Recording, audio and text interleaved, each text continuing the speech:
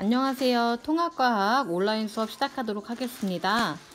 이번 시간에는 생명체 구성 물질의 형성이라고 하는 단원에 대해서 해보도록 하겠습니다. 자, 지금 여기 보이는 그래프는요, 생명체를 구성하는 물질을 구성하는 비율의 순서대로 이렇게 그래프로 나타내 놓은 것입니다.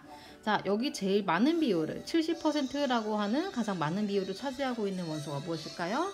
네, 바로 물입니다. 그래서 여기 물이라고 하는 물질은요, 분자식으로 쓰면 H2O이고요. 자, 물은 생명체 구성 물질 중에서 70%나 차지할 정도로 가장 많은 비율을 차지하고 있고요. 물은 체온을 유지하거나 물질 운반에 관여하는 역할을 합니다.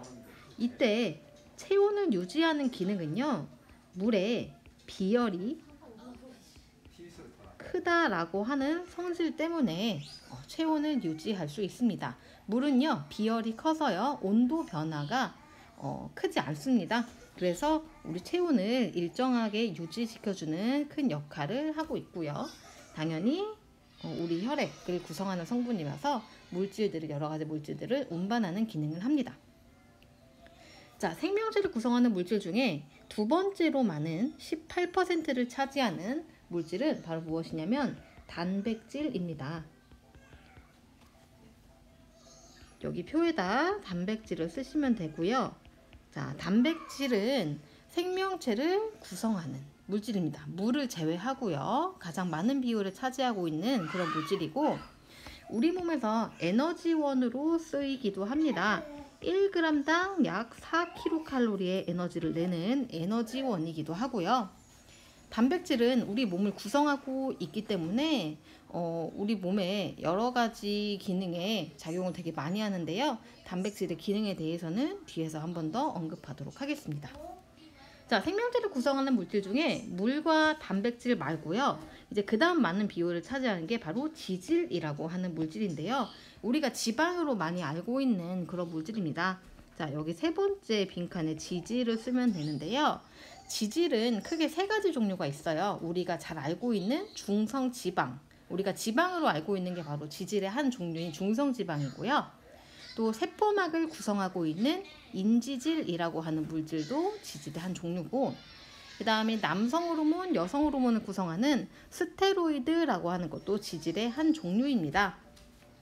이 중에 중성지방 같은 경우는 1g당 약 9kcal의 에너지를 내는 에너지원, 특히 저장 용도로 많이 사용이 되는 에너지원이고요. 인지질 같은 경우는 세포막을 구성하는 성분이고요. 스테로이드는 여기 써놓지는 않았지만 성호르몬의 구성 성분이기도 합니다.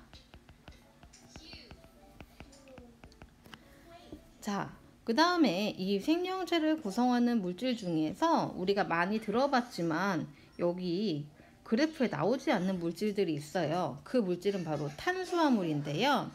탄수화물은 우리 몸에서 에너지원으로 쓰이기 때문에 몸을 구성하는 비율은 적은 편입니다. 그래서 여기 그래프에는 나타나지 않고요. 기타라고 해서 여기 안에 포함이 되어 있거든요.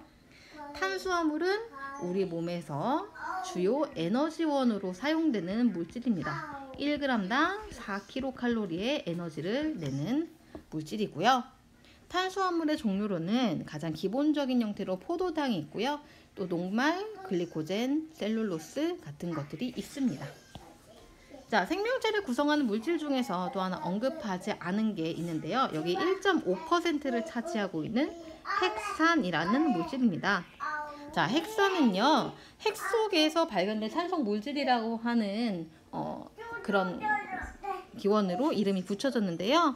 우리 몸에 유전 정보를 저장하고 전달하는 역할을 하는 DNA와 RNA가 바로 핵산의 한 종류가 되겠습니다.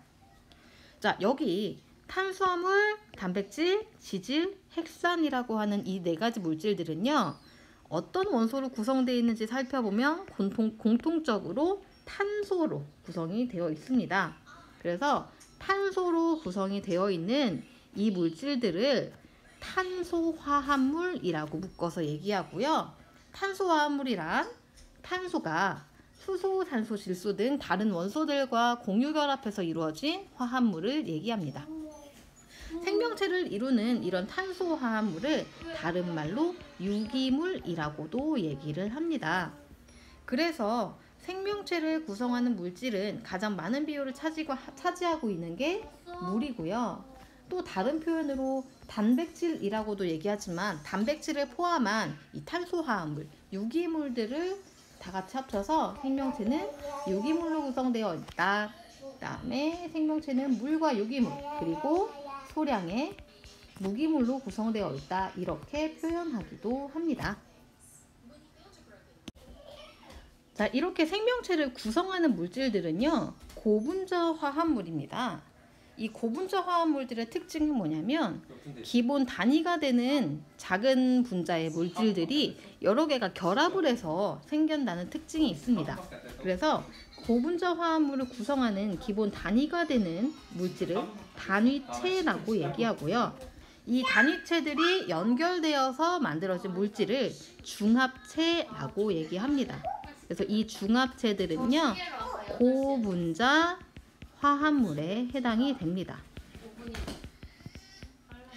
자, 그래서 아까 우리가 말한 생명체를 구성하는 탄소 화합물들, 탄수화물, 단백질, 지질, 핵산 이런 것들은요, 고분자 화합물에 속하고요. 우리가 그러면 이런 고분자 화합물들이 어떤 단위체가 연결되어서 하는지를 알아야 되는 것이 핵심이기 때문에 단위체, 각각 구성한 단위체가 무엇인지 알아보도록 하겠습니다. 탄수화물이라고 하는 큰 중합체를 구성하는 가장 기본적인 단위체는요, 바로 포도당이라고 하는 물질이고요. 포도당은 한 가지 종류입니다. 자, 그 다음에 단백질이라고 하는 중합체를 구성하는 단위체는 아미노산이라고 하는 물질입니다. 또한 핵산이라고 하는 중합체를 구성하는 단위체는요, 뉴클레오타이드라고 하는 물질입니다. 자, 이 중에서 아미노산은요, 크게 20가지 종류로 이루어져 있고요. 뉴클레오타이드는요, 4종류가 있다라고 보면 되고요. 우리는 앞으로 단백질과 핵산을 이루는 아미노산과 뉴클레오타이드에 대해서 공부해 보도록 하겠습니다.